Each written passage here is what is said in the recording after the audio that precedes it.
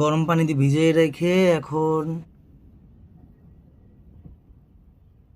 জালি দিয়ে প্রতিটা কাঁকড়া ইন্ডিভিজুয়ালি ভাবে ঘষে ঘষে ঘষে ঘষে ঘষে ঘষে খুব নিখুঁতভাবে শ্যাওলাগুলো উঠাইতে হয়।